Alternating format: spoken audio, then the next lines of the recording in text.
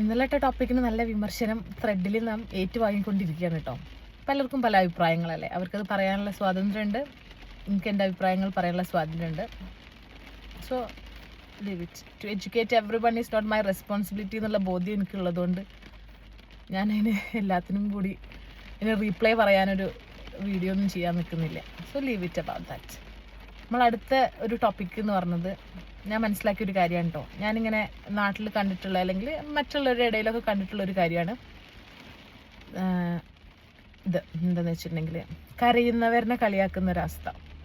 Okay, നമ്മൾ കരയുന്ന ആളുകളൊക്കെ വീക്കാണ്, കരയാതിരിക്കുന്നവർ ഭയങ്കര സ്ട്രോങ് ആണ്, കരയാതിരിക്കൽ എന്തോ വലിയ കഴിവാണ്, കരയുന്നത് ഒരു മോശം കാര്യമാണ് എന്നൊക്കെ ഉള്ള ഒരു സംസാരം ഞാൻ കേട്ടിട്ടുണ്ട്. കരയിൽ അള്ളാഹു നമുക്ക് നൽകിയിട്ടുള്ള ഒരു കഴിവ് തന്നെയാണ്, അതൊരു അനുഗ്രഹം കൂടെയാണ്. നമുക്ക് നമ്മളുടെ ഇമോഷൻസ് പല തരത്തിൽ എക്സ്പ്രസ് ചെയ്യേണ്ടി വരും. സന്തോഷം വന്നാൽ ചിരിക്കേണ്ടി വരും, സങ്കടം വന്നാൽ കരയേണ്ടി വരും. ഇതൊക്കെ മനുഷ്യർക്ക് റബ്ബ് തന്നിട്ടുള്ള ഓരോരോ അനുഗ്രഹങ്ങളാണ്. അപ്പോൾ കരഞ്ഞെന്ന് കരുതിയിട്ട് ഒരാൾ വീക്കാവുകയോ കരയാതിരുന്ന് എന്ന് കരുതിയാൽ ഒരാൾ വളരെ സക്സസ്ഫുൾ ആവുക അല്ലെങ്കിൽ ഭയങ്കര സ്ട്രോങ് ആവും എന്നുള്ള ഒരു തോട്ട് എനിക്കില്ല കേട്ടോ. എൻ്റെ മാത്രം അഭിപ്രായമാണ്, ശരിയാവാം തെറ്റാവാം. ഞാൻ മനസ്സിലാക്കിയിട്ടുള്ളത് ഒരു മനുഷ്യൻ എത്രത്തോളം സ്ട്രോങ് ആണെന്ന് എങ്ങനെയാണ് ഡിറ്റർമൈൻ ചെയ്യുന്നത് എന്ന് വെച്ചിട്ടുണ്ടെന്നുണ്ടെങ്കിൽ നമ്മുടെ ലൈഫിൽ ഓരോ പ്രശ്നങ്ങൾ വരൂലേ, അതിനെ എങ്ങനെയാണ് നമ്മൾ ഹാൻഡിൽ ചെയ്യുന്നത് എന്നുള്ളതാണ്. എത്ര മെച്യൂർഡായിട്ടാണ് നമ്മൾ അതിനെ നോക്കിക്കാണുന്നത്, അത് എത്ര ഭംഗിയോടെയാണ് നമ്മൾ കൈകാര്യം ചെയ്യുന്നത് എന്നനുസരിച്ചിട്ടാണ് അയാൾ എത്ര സ്ട്രോങ് ആണ് എന്നുള്ളത് ഡിറ്റർമൈൻ ചെയ്യുന്നത് എന്ന് എനിക്ക് തോന്നണം.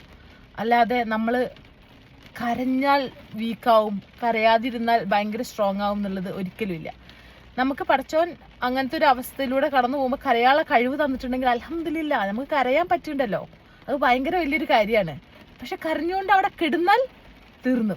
വാട്ട് ഈസ് നെക്സ്റ്റ് എന്ന് ചിന്തിച്ച് അത് മുന്നോട്ട് കൊണ്ടുപോകുക, അല്ലെങ്കിൽ ആ പ്രശ്നം പരിഹരിക്കുക, എന്നിട്ട് മുന്നോട്ട് നമ്മൾ പോവുക, അതിലും ബ്യൂട്ടിഫുൾ ആയ ഒരു ലൈഫ് നമ്മൾ ലീഡ് ചെയ്യാൻ ശ്രമിക്കുക എന്നുള്ളതാണ് ഒരു സ്ട്രോങ് ആയ വ്യക്തിക്ക് ചെയ്യാൻ കഴിയുക. അല്ലാതെ കരഞ്ഞ് എന്ന് പറഞ്ഞിട്ട് കരയുന്നവരെ ഇനി കളിയാക്കാൻ പോകരുത്. കാരണം ഞാൻ കരയുന്ന ഒരാളാണ് കേട്ടോ, ഞാൻ കരയും, നല്ലോണം കരയും ചില സമയത്ത്. പക്ഷെ എല്ലാവരും മുന്നിൽ കരയോ ചോദിച്ചാൽ എനിക്കറിയില്ല എത്രത്തോളം. എനിക്ക് വളരെ വേണ്ടപ്പെട്ട ആളുകളെ മുന്നിൽ ഞാൻ കരയാറുണ്ട്, അല്ലെങ്കിൽ ഞാൻ ഒറ്റയ്ക്ക് ഇരിക്കുന്ന സമയങ്ങളിൽ ഞാൻ കരയാറുണ്ട്. പക്ഷെ അത് കഴിഞ്ഞാൽ ഞാൻ അടുത്ത പരിപാടി എന്താണെന്ന് ആലോചിക്കും, എങ്ങനെ ആ പ്രശ്നം പരിഹരിക്കുക എന്ന് ആലോചിച്ചിട്ട് അടുത്ത ലെവലിലോട്ട് പോകും. അപ്പം നമ്മൾ എങ്ങനെയാണ് ഒരു പ്രശ്നത്തെ പരിഹരിക്കുന്നത്, നമ്മുടെ ലൈഫിൽ വരുന്ന ഓരോ അനുഗ്രഹങ്ങളെയും സിറ്റുവേഷൻസിനെയും ഒക്കെ നമ്മൾ എങ്ങനെ ഹാൻഡിൽ ചെയ്യുന്നു എന്നുള്ളതിനനുസരിച്ചിരിക്കും അവർ എത്രത്തോളം സ്ട്രോങ് ആണെന്നുള്ളത്. അല്ലാതെ കരയലും കരയാത്തതും അല്ല കേട്ടോ.